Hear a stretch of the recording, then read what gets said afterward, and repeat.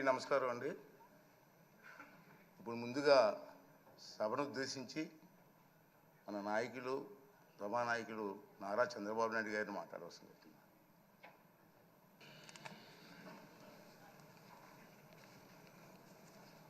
అధ్యక్ష,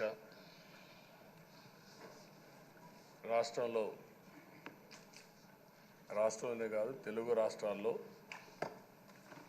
అత్యంత సీనియర్ శాసనసభ్యులు మీరు ఒకరు. బీసీ నేతగా గుర్తింపు ఉన్న మిమ్మల్ని నేడు శాసనసభ అధ్యక్ష పదవిలో చూడడం చాలా సంతోషంగా ఉంది. అధ్యక్ష, అంతవరకు మిమ్మల్ని సభలో ఇక్కడ చూసాం, ఈరోజు అధ్యక్ష స్థానంలో చూస్తున్నాం. చాలా ఆనందంతో చాలా గర్వపడుతున్నాం. అందరి ఆమోదంతో 16వ శాసనసభకు స్పీకర్గా ఏకగ్రీవంగా ఎన్నికైన మీకు నా హృదయపూర్వక అభినందనలు, శుభాకాంక్షలు.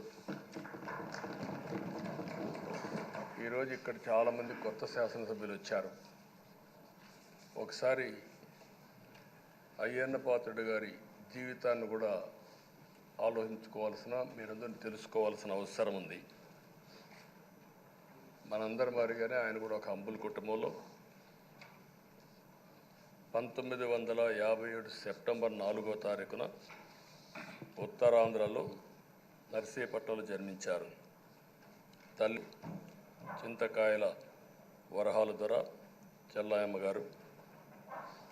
యువత రాజకీయాల్లోకి రావాలని ఆ రోజు ఎన్టీ రామారావు గారు పార్టీ పెట్టిన మొదట్లో పిలిపిస్తే 25 సంవత్సరాల వయసుండే సమయంలో రాజకీయాల్లోకి వచ్చిన వ్యక్తి అయ్యన్న పాత్రుడు గారు. అక్కడి నుంచి 7 సార్లు ఎమ్మెల్యే అయ్యారు, ఒకసారి ఎంపీ అయ్యారు. ఎమ్మెల్యేగా, ఎంపీగా, మంత్రిగా తెలుగు రాష్ట్రాల్లో తనకంటూ ఒక ప్రత్యేకమైన ముద్ర వేయగలిగారు. ఏ పదవి ఇచ్చినా ఆ పదవికి వన్నె తీసుకొచ్చిన వ్యక్తి అయ్యన్న పాత్రుడు గారు. వారి కుటుంబం కూడా మనం ఆలోచిస్తే కొంతమంది ఫస్ట్ జనరేషన్లో రాజకీయాల్లోకి వస్తారు. అయ్యన్న పాత్రుడు గారిని చూస్తే 6 దశాబ్దాలు రాజకీయ చరిత్ర కలిగిన కుటుంబం. 1962లో అయ్యన్న పాత్రుడు గారి తాత లచ్చా పాత్రుడు గారు స్వతంత్ర పార్టీ నుంచి పోటీ చేసి గెలిచారు. స్వాతంత్ర సమరయోధుడు గౌత లచ్చన్న సమకాలికుడిగా పనిచేశారు. అదే వారసత్వాన్ని కొనసాగిస్తూ అయ్యన్న పాత్రుడు గారు ఇప్పటివరకు పనిచేస్తున్నారు.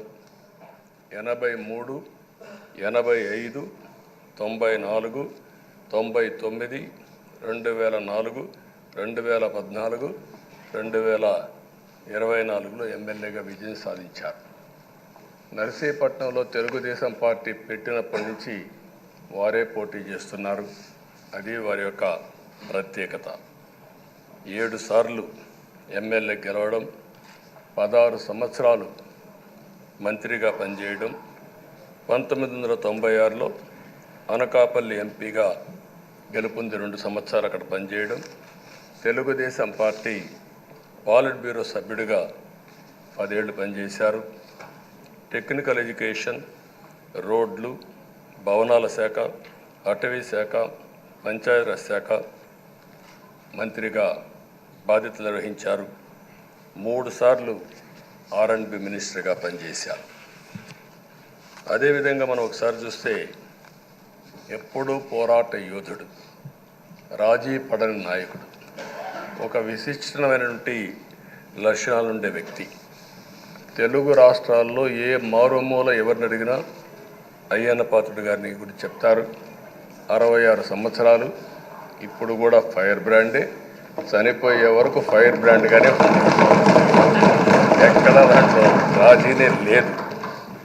అదే మరి ఇంకొక పక్కన చూస్తే తనకంటూ ఒక ఇమేజ్. అదే సమయంలో లాయల్టీ ఫ్యాక్టరీలో కరుడు గట్టిన పసుపు యోధుడుగా పార్టీలో ఇంతవరకు ఉంటారు, ఎప్పటికీ ఉంటారు. అది ఆయన ప్రత్యేకత. నీతి, నిజాయితీ, నిబద్ధత ఇవన్నీ ఉణికిపుచ్చుకొని రాజకీయం చేశారు.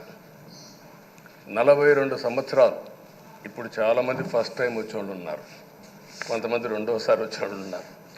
42 సంవత్సరాలు ఒక నియోజకవర్గం అంటిపెట్టుకొని నర్చర్ చేసి 7 సార్లు గెలవడం అనేది ఒక అరుదైన అనుభవం.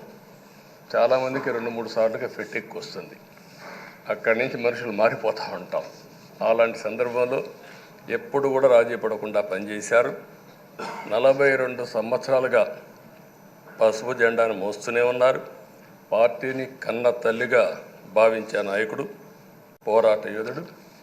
ఎప్పుడు కూడా రాష్ట్రంలో అభివృద్ధి చేయడమే కాకుండా ఉత్తరాంధ్ర అభివృద్ధి కోసం, ప్రత్యేకంగా విశాఖపట్నం అభివృద్ధి కోసం ఎనలేని కృషి చేసిన నాయకుడు అయ్యన్న పాత్రుడు గారని చెప్పి కూడా నేను మీకు తెలియజేస్తున్నాను. ఇంకొక పక్కన ఉత్తరాంధ్ర సుజల స్రవంతి, విశాఖపట్నం, విజయనగరం, శ్రీకాకుళం నీళ్లు కావాలి, గోదావరి నీళ్లు రావాలి, ఆ ప్రాంతం కూడా బాగుపడాలి, మా కరువు ప్రాంతానికి నీళ్లు కావాలని వెనకబడి క్యాబినెట్ మినిస్టర్గా దాన్ని శాంక్షన్ చేయించిన వ్యక్తి అయ్యన్న పాత్రుడు గారు. దానికి మనస్ఫూర్తిగా అభినందిస్తున్నాను.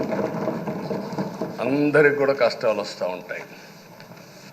ఆయన రాజకీయ జీవితంలో ఎప్పుడూ పడనటువంటి ఇబ్బందులు గత 5 సంవత్సరాలు పడ్డాడు. మామూలుగా కూడా కాదు. తన ఇంట్లోకి 100 మంది పోలీసులు పంపించారు, గోడలు పగలగొట్టారు, రాత్రిపూట భయంకరమైన వాతావరణాన్ని క్రియేట్ చేశారు. ఒక స్టేషన్లో కాదు, అనేక పోలీస్ స్టేషన్లో కేసులు పెట్టారు. రాత్రుల్లో దేశపోయి స్టేషన్ టు స్టేషన్ తిప్పారు. ఎక్కడా భయపడలా, ధైర్యంగా ఉన్నాడు. 23 కేసులు పెట్టారు. అందులో దగ్గర 10 కేసులు ఒక సిఐడిని పెట్టారు. అయితే రాజీ లేని పోరాటం చేసి మనోనిబ్బరంతో ముందుకు పోయిన వ్యక్తి. కడాన మనందరం గుర్తుపెట్టుకోవాల్సింది 60 సంవత్సరాలు, 62-63 సంవత్సరాలు ఉండే వ్యక్తి పైన అత్యాచారం కేసు కూడా పెట్టారు. ఇవన్నీ కాకుండా అంటే ఎలాంటి పాలకులు ఉన్నారు, ఎలాంటి జరుగుతాయి అనేదానికి ఒక ఉదాహరణ ఇవన్నీ జరిగాయి. అయితే ఒక్క విషయం ఉండే సభ్యులందరికీ విజ్ఞప్తి చేస్తున్నాను.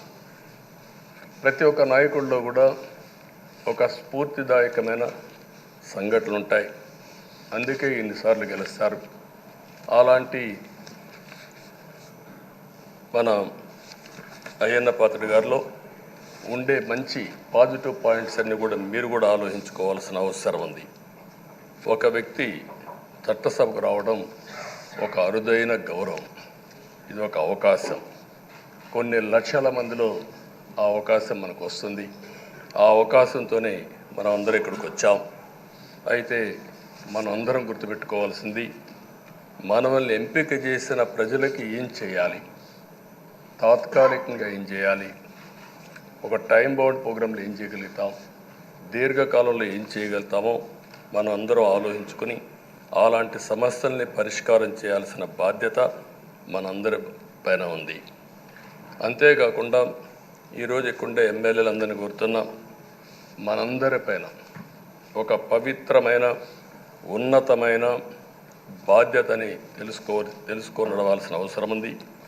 చట్టసభల్లో సభ్యుల ప్రవర్తన, వ్యాఖ్యలు, చర్చలు, మనం ఏదో ఇక్కడ అపోజిషన్ ఉంటే అపోజిషన్కే జవాబుదారితనం, వాళ్ళ మీద మాట్లాడాలనే ఆలోచన కాకుండా మనం మాట్లాడే విషయాలు రాష్ట్రం మొత్తం ప్రజలంతా వాచ్ చేస్తూ ఉంటారు. మీ నియోజకవర్గంలో ఉండే ప్రజానీకం వాచ్ చేస్తారు, రాష్ట్రమంతా వాచ్ చేస్తారు. ఒక సభ్యుడిగా మీరు సమర్థవంతంగా పనిచేస్తే ఎక్కడ లేని గౌరవం వస్తుంది. దానికి మనందరం కృషి చేయాల్సిన అవసరం ఉంది. అయితే ఓసారి బాధేస్తుంది, గడిచిన 5 సంవత్సరాలు శాసనసభ అంటే చాలా భిన్నంగా నడిచింది. ఎంతో పవిత్రమైన శాసనసభను గత ప్రభుత్వం ఒక వికృతమైన